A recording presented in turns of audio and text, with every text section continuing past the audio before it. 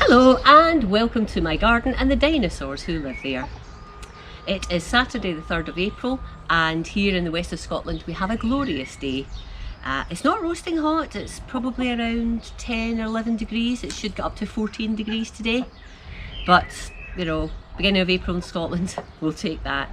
And I think the best thing about it is that we've got bright sunshine and no wind and no rain, so a lot to be thankful for on the weather front. So I'm going to be doing lots of bits and pieces in the garden today and I'll take you along with me. And the first thing that I'm going to be doing is just transplanting these newly purchased fuchsia seedlings.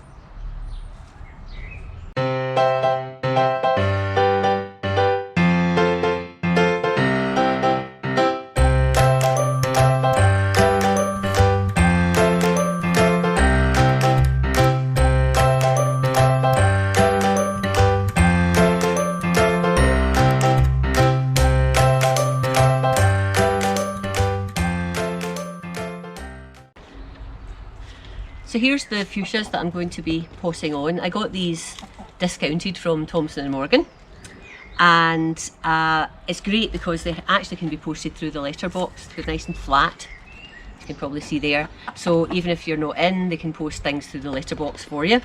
And so other seed companies do the same thing. I'm not affiliated to Thomson & Morgan, but this just happens to be the ones that I got.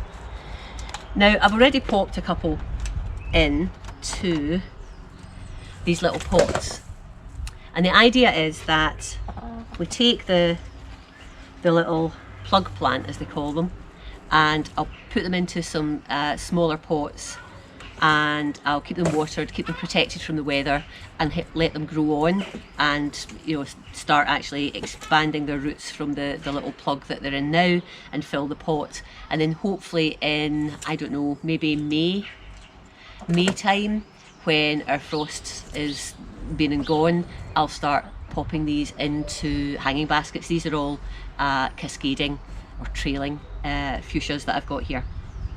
So yeah, so here's one that I've just prepared. I've got a couple of rows done.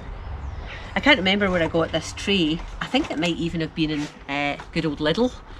And it's a tray, it's got a little drip tray underneath it, and that's perfect for putting small plug plants in or little seedlings of your own in. So that's where I'm going to put them. I'm using, for my compost, I'm using my favourite composts. I've opened the bag upside down, unfortunately. This is called Jack's Magic, and I just love this compost. It's nice, and let's just get some out. Nice and black, and there's not a lot of bits in it, so this is a great compost to have. And yeah, so I'm going to get going and get these fuchsias all transplanted. I do have varieties. If I look at the other way, I've got Flying Scotsman, Orange King, Purple Rain, Hairy Mocara and Royal Mosaic. Can't remember what the colours are, but as long as I remember which is which, then I can keep them together, and that will do me.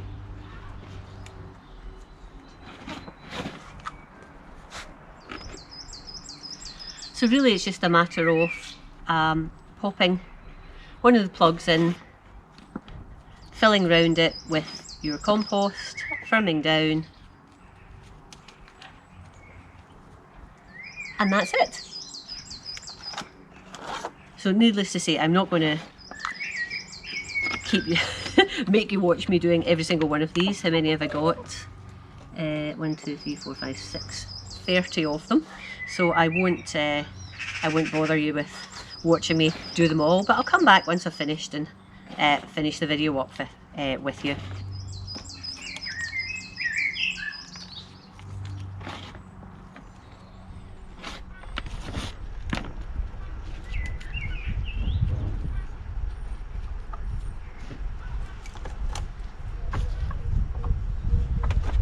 Okay, that's them done.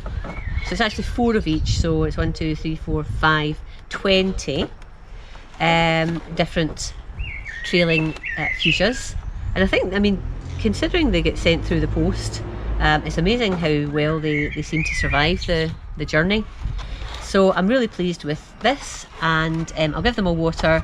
These will be staying in a grow house to protect them from the weather. At the moment, certainly through April, start hardening off in May time.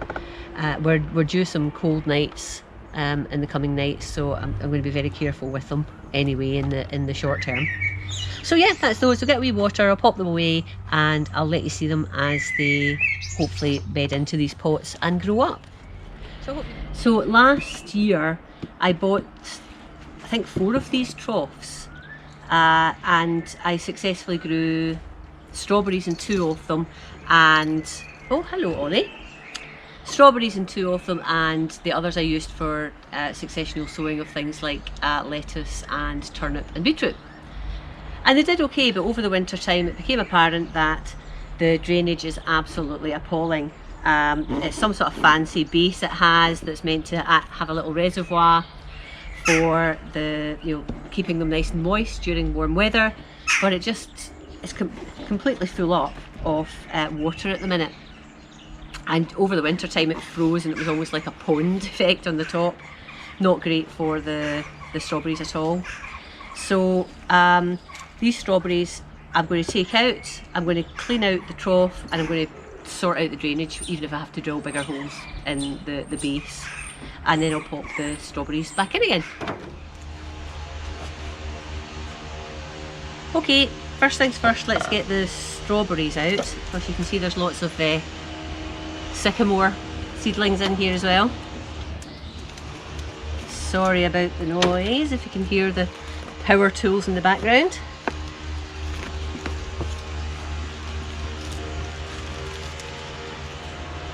Gosh. What's that? Found a slug already.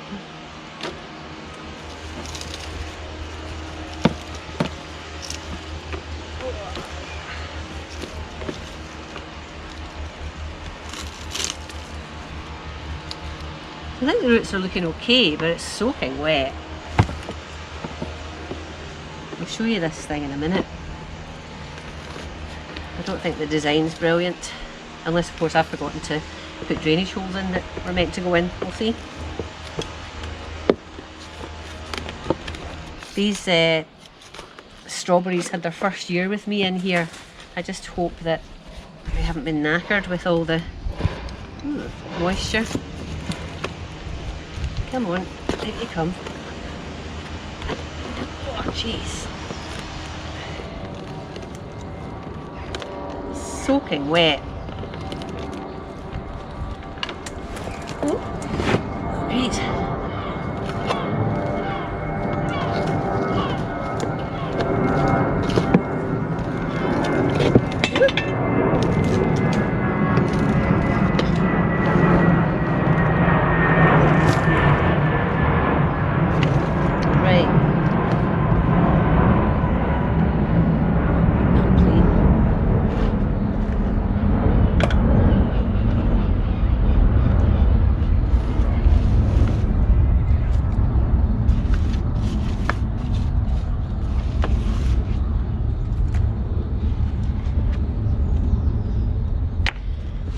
So, I don't know if you can see, what we have here is a sort of false bottom that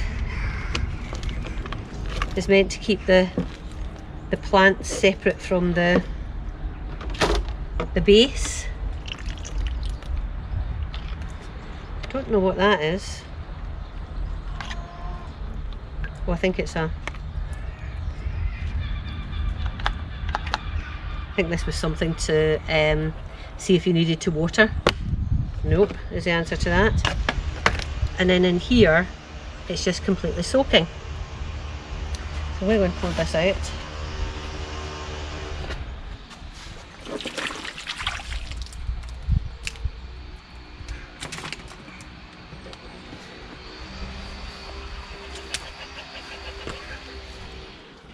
And looking at the base, there's only 2, one there and one there, if you can see, 2 exit points for the water. 2 little holes at the bottom, one there and one there. So what I'm going to do is get my trusty drill, and I'm going to drill some more holes there because that's rubbish.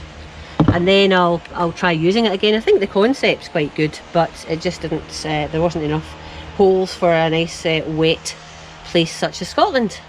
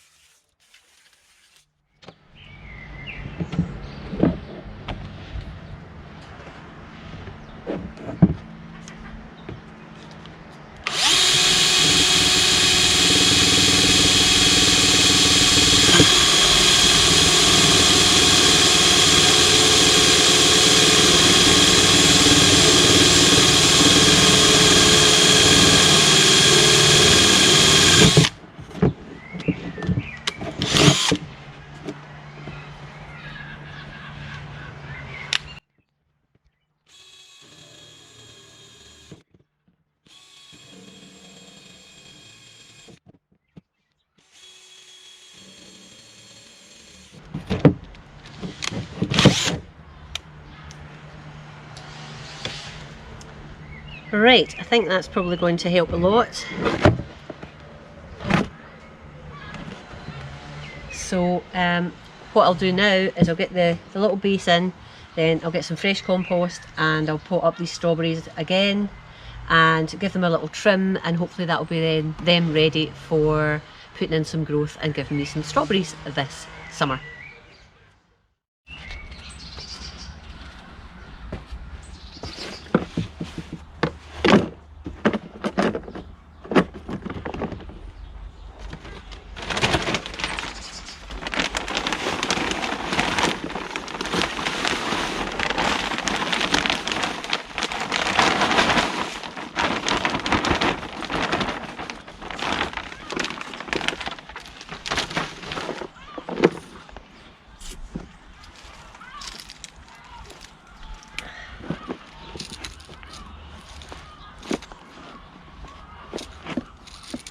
So I'm hoping I'm not going to water this compost at all, the new stuff that I've put in, and I'm hoping just that this other compost that the strawberries in at the moment will dry off, and we'll get a nice even playing field for watering going forward. But for now I'll leave them for a little bit to dry off themselves, and hopefully they should be okay.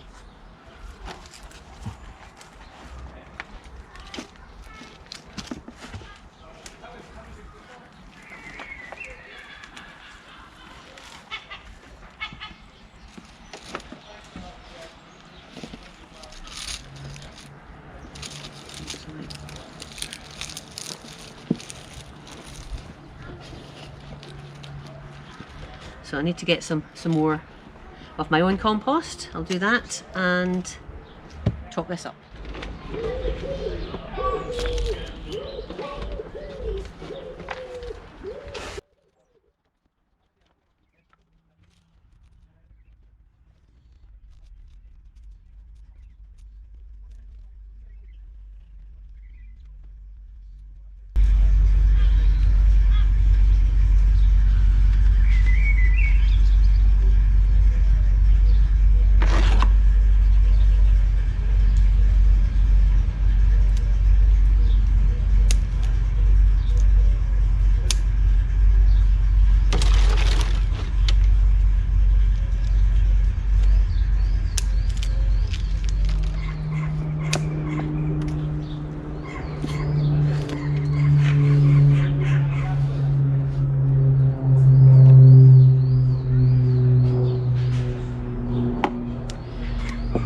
Okay, that's the first one of my two planters done. They're looking okay considering what they went through over the winter time in this waterlogged compost. Hopefully that won't happen again this year, and they're ready now to grow on.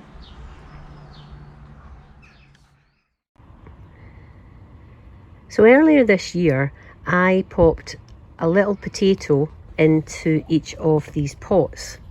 I had a few other pots, but these are the most successful ones.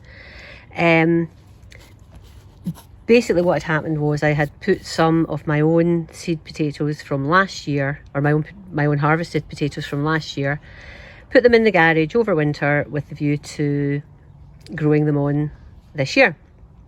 But when I went to look at them, there was a few little potatoes that had really started chitting, you know, those long straggly chits. And I thought, oh, you know, I could break those off, I could see if they'll chit again, but they were tiny potatoes. So what I thought I'd do is I'd just break off the worst of the straggly chits and slap them each into individual pots. And basically I called them the littles, or the little potatoes. And here, after sitting in one of my grow houses for the past couple of months, it was 30th of January that I sort of put them in these pots, you can see that they have sprouted. And so what I'm going to do now is put both of these into a larger pot together and grow them on, and hopefully get a nice little potato harvest out of them. So I've taken them out their pots, and you can see that they have a fairly good little root system going. This one too. So as I say, I'm going to put them into, I think I've got a little 15-litre pot. I'll pop them in and we'll see how they go. Okay, so I've put some ordinary multi-purpose compost in the bottom of this pot. Some of it is new, some of it is from other pots that I have taken plants out of. And I've also popped in a handful of fish blood and bone and mixed that through. Then I've put my 2 potato plants on top of that compost, and now I am going to build it up so that I'm covering most of the green of the plant, but not quite all of it. And we'll see how it goes. I think what I'll do actually, because this one is so much shorter, I'll maybe build that up a little bit so that it's coming in line with the other one, so that I'm not leaving this one too exposed to the elements. There we go, that's them done. So I'll pop them in a nice sheltered and warm position, and I'll just need to be very careful with them at the moment because we're going to be getting some sub-zero temperatures in the nights at the moment, so I'll make sure I get them protected overnight. So I hope you've enjoyed this short video. If you have, please give me a thumbs up, and if you haven't already subscribed, I'd love for you to subscribe and follow me in my quail keeping, gardening and chicken keeping journeys. But for now, bye bye.